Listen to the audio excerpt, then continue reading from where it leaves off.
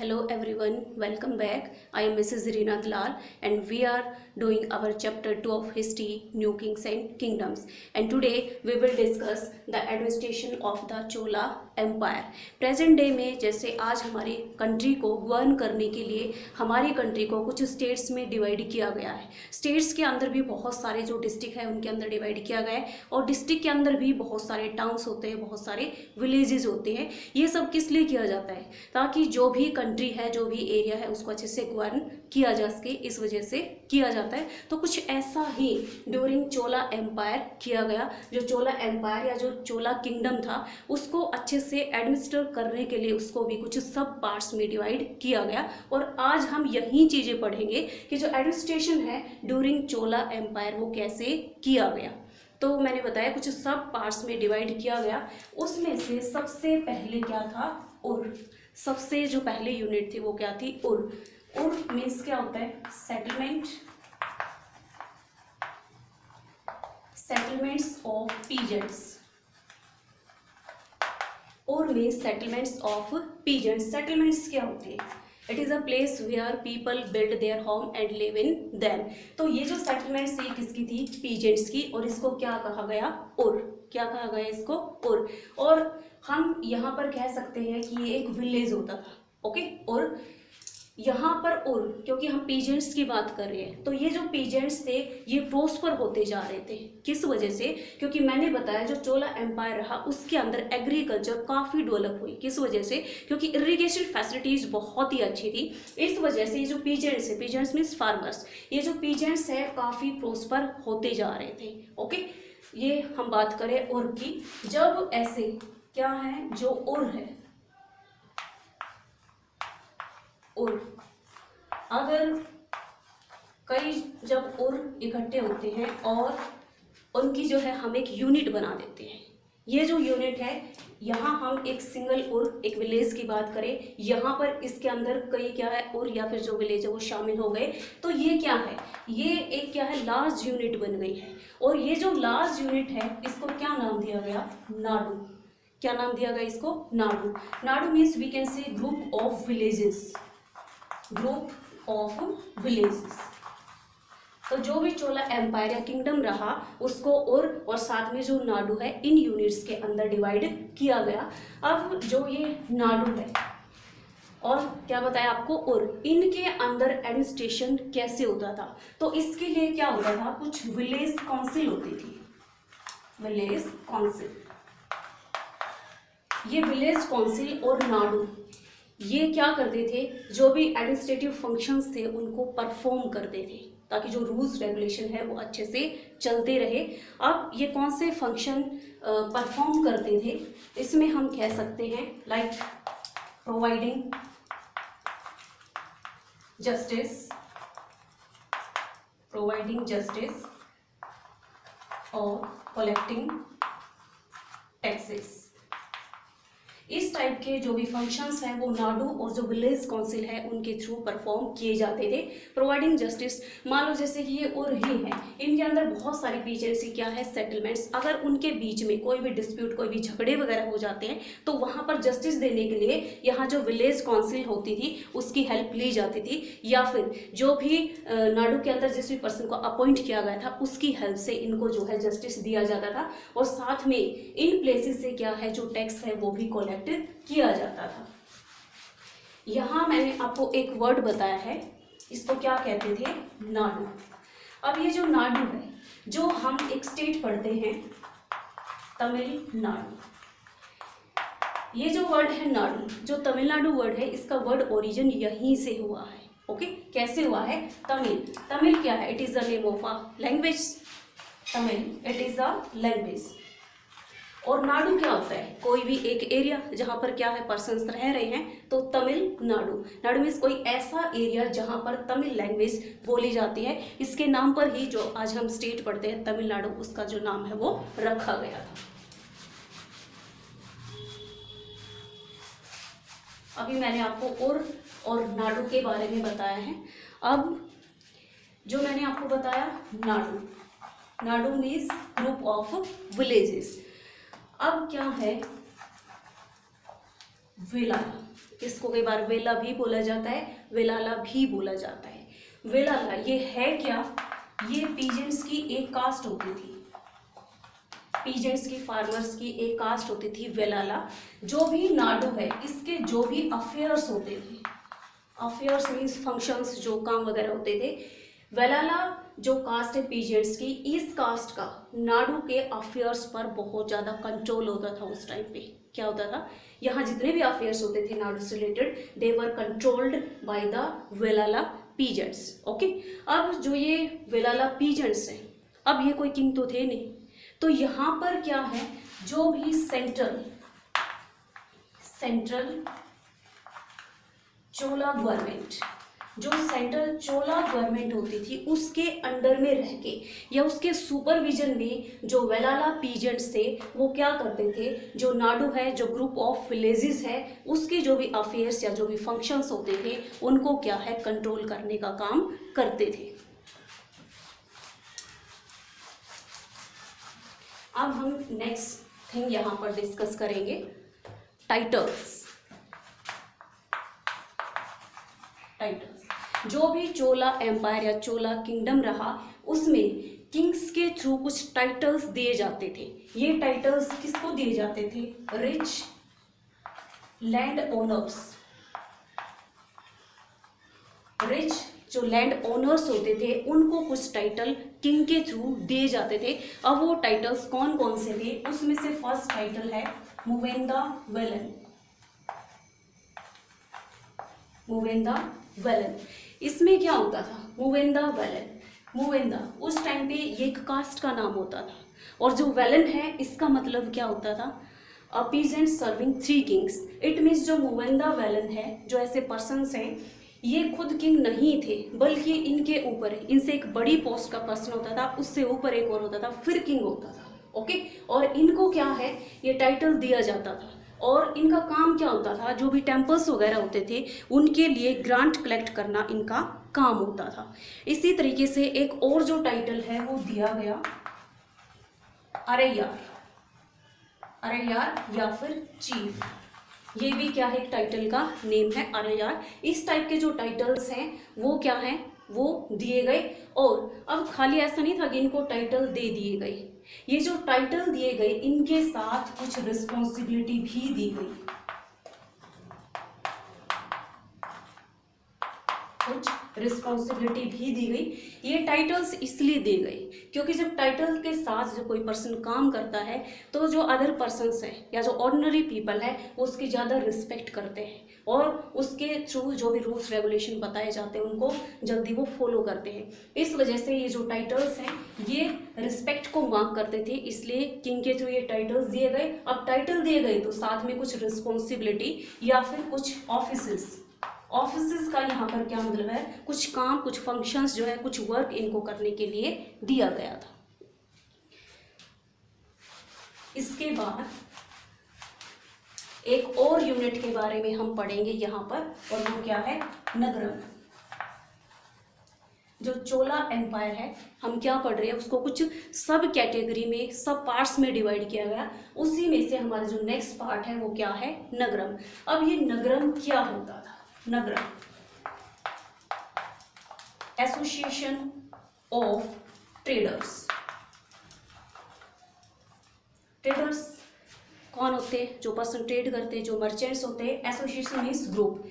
जो भी ट्रेडर थे, जो ट्रेड करते थे, मर्चेंट्स थे, वो सभी अपना एक ग्रुप बना लेते थे, and it was called Nagaram. Okay, अब ये जो नगरम है इसका काम क्या होता था? जैसे कि मैंने आपको क्या बताया, और क्या बताया है, नाडु। ये क्या है, ये सभी के सभी इनमें विलेज थे, लेकिन जो ये नगरम होता था ये जो है एडमिनिस्ट्रेटिव फंक्शंस को परफॉर्म करता था, लेकिन कहाँ पर, टाउन्स के अंदर होता था। ओके, जो और नाडु, यहाँ पर जो विलेज काउंसिल वगैरह होती थी या नाडु के अंदर जिस भी पर्सन को अपॉइंट किया जाता था वो सभी एडमिनिस्ट्रेटिव फंक्शंस करते थे, लेकिन विलेजेस के अंदर। लेकिन जो नगरम है इसके थ्रू क्या है, यहाँ पर एडमिनिस्ट्रेशन जो फंक्शंस हैं उनको परफॉर्म किया गया, लेकिन कहाँ पर किया गया, टाउन्स के अंदर। हमने यहाँ पर क्या पढ़ा है, नगरम। अब नेक्स्ट टॉपिक जो हम इसके अंदर पढ़ेंगे इससे पहले मैं एक बार रिकॉल करा देती हूँ। अब अभी आपको क्या बताया गया है, जो चोला एम्पायर है उसको कुछ सब पार्ट्स में डिवाइड किया गया, उसमें से हमने क्या पढ़ा, और पढ़ा है, उसके बाद हमने नाडु पढ़ा है। इसके बाद आपको बताया गया कि किंग जो है उसने कुछ पर्सन्स को टाइटल्स भी दिए, मूवेंदा, वेलन और अरियार, ऐसे टाइटल्स दिए गए, मीन्स उनको भी काम दिया गया, उन्होंने भी जो एडमिनिस्ट्रेटिव फंक्शन है उनको परफॉर्म किया। इसके बाद एक और कैटेगरी हमने पढ़ी, नाडु। तो इस तरीके से क्या है, जो चोला एम्पायर है उसको सब पार्ट्स में डिवाइड किया गया था। अभी हम पढ़ेंगे चोला एम्पायर के अंदर टाइप्स ऑफ लैंड कौन कौन सी थी। अभी हम क्या पढ़ेंगे, टाइप्स ऑफ लैंड। जो भी चोला एम्पायर या किंगडम रहा, इसके अंदर लैंड की कुछ कैटेगरीज या कुछ टाइप्स जो है हमें बताई गई हैं, लेकिन हमें ये कैसे पता चला, इसके लिए जो सोर्स है जहां से हमें ये पता चला वो सोर्स क्या है, चोला इंस्क्रिप्शंस। चोला इंस्क्रिप्शंस, जो चोला एम्पायर के दौरान जो भी इंस्क्रिप्शंस लिखी गई उनसे हमें पता चलता है कि चोला एम्पायर के अंदर जो लैंड है उसकी कुछ कैटेगरीज बनाई गई थी। अब यहाँ पर जो ये वर्ड है इंस्क्रिप्शंस, इंस्क्रिप्शन क्या होता है, इसमें हम कह सकते हैं द मैसेजेस और the words that are written on a hard surface, they are called inscriptions. आप 6th क्लास में क्या पढ़ के आए हो, मैन्युस्क्रिप्ट या जो इंस्क्रिप्शंस है उनके बारे में आप यहाँ पर डीपली पढ़ के आए। तो यहाँ पर हम डिस्कस करेंगे टाइप्स ऑफ लैंड। सबसे पहले जो लैंड है वो कौन सी है, वेलन वेगाई। वेलन वेगाई, ये थोड़े से साउथर्न नेम है, हो सकता है कि आपको याद करने में थोड़ी सी दिक्कत हो, लेकिन आपने ध्यान से देखना है ताकि आपको ये साथ साथ जो है क्लियर होती जाए और आपको याद भी रहे। ये जो लैंड है वेलन वेगाई, क्या नेम बताया ये मैंने, वेलन वेगाई। ये जो लैंड है ये किसके लिए होती है, द लैंड ऑफ नॉन ब्राह्मणा, ब्राह्मणा पीजेंट्स, प्रोप्राइटर्स।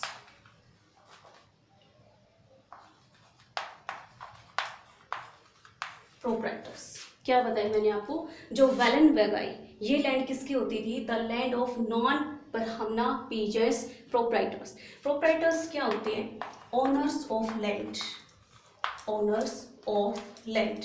इसमें लिखा है नॉन ब्राह्मणा, इट मीन्स ये जो पीजेंट्स है, पीजेंट्स की तो लैंड थी लेकिन ये पीजेंट्स क्या है, ये ब्राह्मण नहीं थे। नॉन ब्राह्मणा जो पीजेंट्स थे या प्रोप्राइटर्स थे उनके अंडर में ये लैंड आती थी, या इनके पास जो लैंड होती थी उसको क्या कहा गया, क्या कहा गया इसको, वेलन वेगाई। ये जो नाम है इस टाइप की जो लैंड है उसको दिया गया। जो सेकंड टाइप की लैंड थी वो कौन सी थी, ब्रह्मदेया। ब्रह्मदेया, ये बिल्कुल इजी है, brahmadeya, the land gifted to Brahmanas, land gifted to Brahmanas. ऐसी लैंड जो ब्राह्मण्स को क्या है, गिफ्ट कर दी गई थी। क्यों की गई, मैंने आपको पहले बताया है, जो ब्राह्मण्स थे वो क्या करते थे, किंग्स के लिए प्रशस्ति लिखते थे, और किंग जो है उनको बदले में क्या करते थे, लैंड ग्रांट करते थे। ये वही वाली लैंड है ब्रह्मदेया, इसको आप इजीली याद कर सकते हो। ब्रह्म मीन्स ब्राह्मण, देया मीन्स जो दी गई, जो ब्राह्मणों को दी गई। ये जो लैंड है इसको क्या कहा गया, ब्रह्मदेया। जो नेक्स्ट लैंड है शाला भोगा, जो थर्ड टाइप की लैंड थी, शाला भोगा। अब ये जो शाला भोगा है ये लैंड किसके लिए थी, the land for the maintenance, for the maintenance of a school. देखो शाला भोगा कैसे याद करोगे, शाला आपने पढ़ा होगा पहले, पाठशाला जो स्कूल के लिए वर्ड यूज होता है, पाठशाला, तो इसमें शाला वर्ड ये मैंने शाला होगा।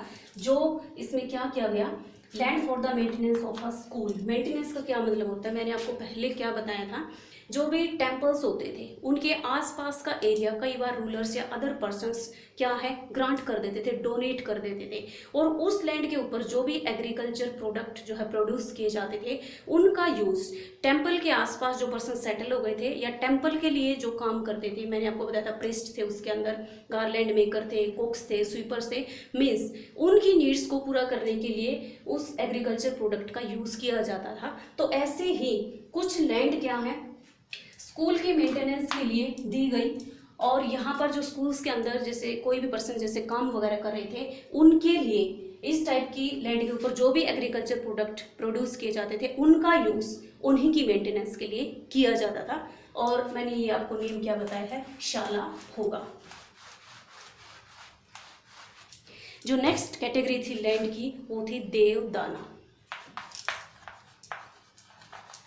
देवदाना ये भी बिल्कुल इजी है। ये कौन सी थी, land gifted to temples, land gifted to temples. कई बार जो कॉम्पिटिटिव एग्जाम्स होते हैं उनके अंदर ऐसे क्वेश्चंस पूछ लिए जाते हैं, उनके लिए बहुत ही इंपॉर्टेंट है। हम क्या पढ़ रहे हैं, देवदाना, बिल्कुल इजी है। देव देव क्या होते हैं, भगवान होते हैं, हिंदी में देव बोलते हैं उनको। दाना जो दान में दे दी गई, देवों के लिए जो दान में दे दी गई, देव आए, हम टेम्पल्स में पूजा करने जाते हैं, तो land gifted to the temples, इसको क्या कहा गया, देवदाना। लेकिन ये इस टाइप की जो लैंड है इसके लिए एक और वर्ड यूज किया गया है, और वो कौन सा है,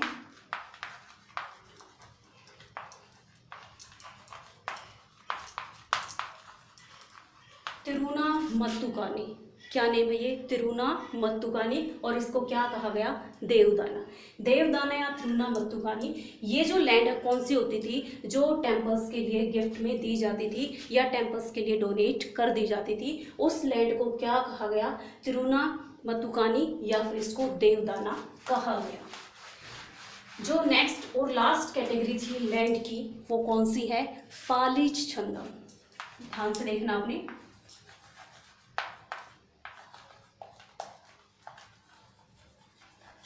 पालीच छंदम। ये जो लैंड है ये कौन सी थी, the land donated to Jaina institutions.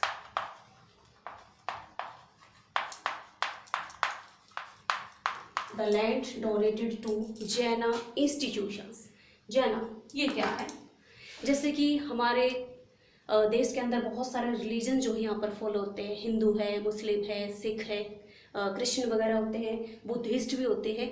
ऐसे ही क्या है, जैन इंस्टीट्यूशंस होते हैं, मीन्स जो जैन धर्म है, महावीर, वर्धमान महावीर का आपने नाम सुना होगा, वो इसी रिलीजन से बिलोंग करते थे। तो इस रिलीजन से रिलेटेड जो भी इंस्टीट्यूशंस, जैसे हम हिंदू टेम्पल्स बनाते हैं ऐसे ही ये भी अपने इंस्टीट्यूशंस बनाते हैं। इन जैन इंस्टीट्यूशंस के लिए जो भी लैंड डोनेट की गई उसको क्या कहा गया, पालीच छंदम। क्या नेम है ये, पालीच छंदम। और ये जो लैंड है किसको डोनेट की गई थी, to Jaina institutions. I hope the types of land is clear to you. Enough for the day. The next or the last topic related to this chapter we will discuss in next lecture. Thank you.